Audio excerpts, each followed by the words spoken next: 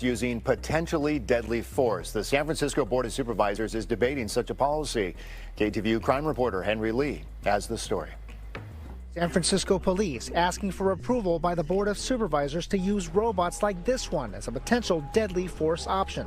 That means military-grade machines operated by trained officers could potentially kill suspects during critical incidents. You know, there's been a lot of talk about RoboCop, or, which I think sets, a whole lot of minds going to a whole lot of different places, but this is not that. San Francisco Supervisor Rafael Mandelman supports using robots for specific life-threatening cases. In fact, I think it would be irresponsible not to make some kind of plan to use that technology in that horrific eventuality. It's really just opening a window that eventually somebody's going to want to crawl through. Matthew Goriglia, a policy analyst with the Electronic Frontier Foundation, says it doesn't make sense to give robots the ability to kill. We are going to lessen the burden of using deadly force from having to pull a gun and pull the trigger to a button on a remote control. SFPD already has 17 robots, and none of them have live ammunition. But the department is considering using a robot with explosives attached as a way to get into a building with violent, armed suspects barricaded inside. In a statement, SFPD said in part, while an explosive charge may be considered an intermediate force option, it could potentially cause injury or be lethal. Robots equipped in this manner would only be used in extreme circumstances to save or prevent further loss of innocent lives. The discussion in San Francisco comes just a month after the Oakland Police Commission decided against a policy that would have allowed OPD to use robots with shotguns. In Dallas, a robot armed with explosives was used by police to kill a man suspected of shooting and killing 5 police officers in 2016. Transport the robot to the scene. Supervisor Hillary Ronen spoke out against authorizing lethal force for robots, saying she thinks this is an incredibly dangerous route to go. In San Francisco, Henry Lee, KTVU, Fox 2 News. Oh yes, good people, the robots are here and they are on the scene. And as you saw in that video, say hello to the San Francisco PD new killing machine. Let's talk on the mic.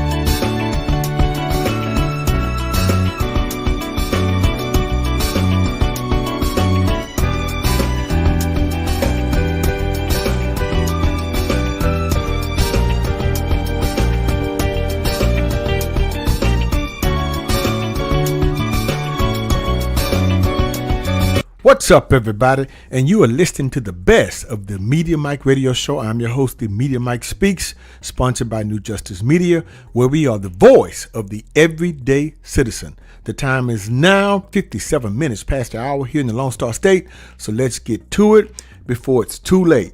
So, yes, it is true. You saw the video. The San Francisco PD has a new weapon. Well, they've been had it, but now they've armed it. Yes. The San Francisco Board of Supervisors has voted to allow the city's police department to deploy remote control robots capable of using lethal force as the city continues to grapple with surging violent crime.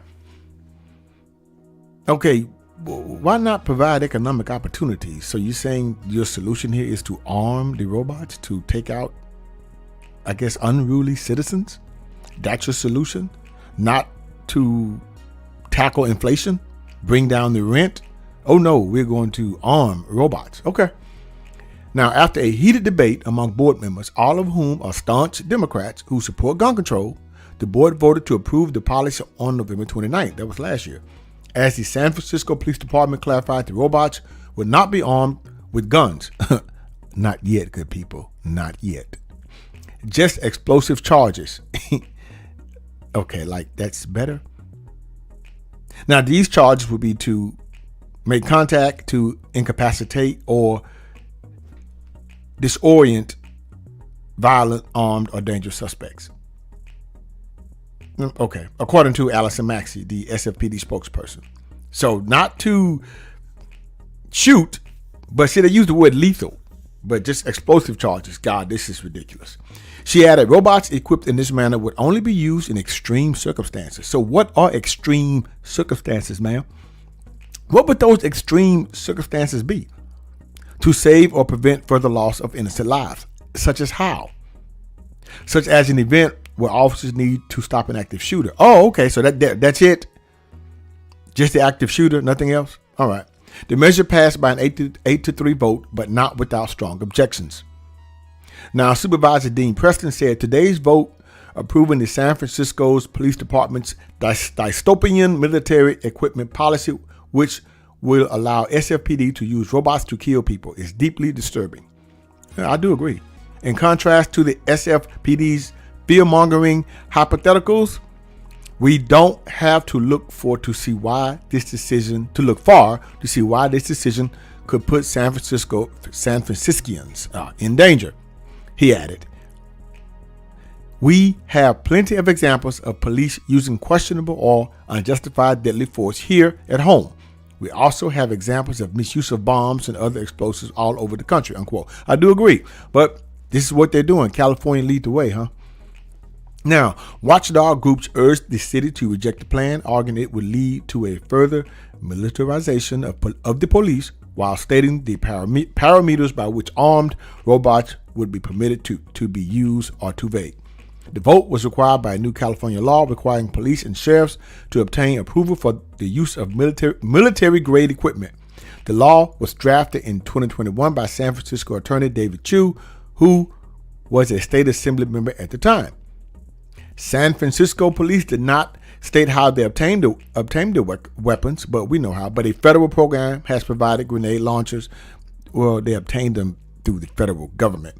Get this, good people. Let me repeat that. But a federal program has provided grenade launchers. I'm going to repeat that. Grenade launchers, camouflage uniforms, bayonets. What do you need bayonets? Let me stop. Armored vehicles and other surplus military equipment to local law enforcement agencies throughout the country. Bayonets? So, okay. So we're back in the Revolutionary War. We're back in the Vietnam War. We're back in the Korean War. So World War II, World War I, we're back. Okay. The Pentagon program provided military gear to local police was shut down in 2015 under President Obama due to outrage after police in Ferguson, Missouri, which used an overwhelming show of force against mobs violently protesting the 2014 killing of Michael Brown. Ferguson police targeted local residents with an assortment of weapons normally only seen on the battlefield, including long-range acoustic devices and mine-resistant ambush-protected tactical vehicles. That was a little bit much, I do agree. Now, in 2017, President Donald Trump signed an executive order reversing the Obama-era policy and allowing local police departments to once again receive advanced tactical gear, typically reserved for war. So I guess San Francisco is going to war with its citizens. As the San Francisco Bay Area has become one of the most crime-ridden areas of the U.S., officials have been exploring ways to provide additional tools to law enforcement. How about providing additional? Well, I thought they were providing additional income. Weren't they doing that? So that's not enough. Okay, so but it's crime-ridden. All right, it's crime-ridden for a reason. Maybe those laxed policies on if you take anything over $3,000. Well, below 3,000, you'll be good, or whatever it is they were saying. You could take stuff over a certain amount of money and you'll be prosecuted. Maybe that's the reason. San Francisco, California, eh? Why don't you take this back to the city council and reevaluate that? But instead, you want to arm the future terminators. Okay, the city's board of supervisors voted in September to allow police to access thousands of private security cameras in real time without a search warrant, a move which also drew immediate pushback from civil liberties organizations. Yes, this is deeply disturbing, and this is sad. It is. But this is where we are. A dystopian military equipment policy. which would allow the SFPD, it appears, to terminate people. Let me know what you think about this, good people. I don't want to be on it too long, but it is what it is. The future of law enforcement is here. The rise of the machines. Yes, they are on the scene. Skynet is real. So, that's all I can say is God help us all. Until next time, this is your guy, Mr. Educator, Mr. Communicator, Mr. Free Thinker. Subscribe, share, and like to keep me rocking on the mic. Have a good night.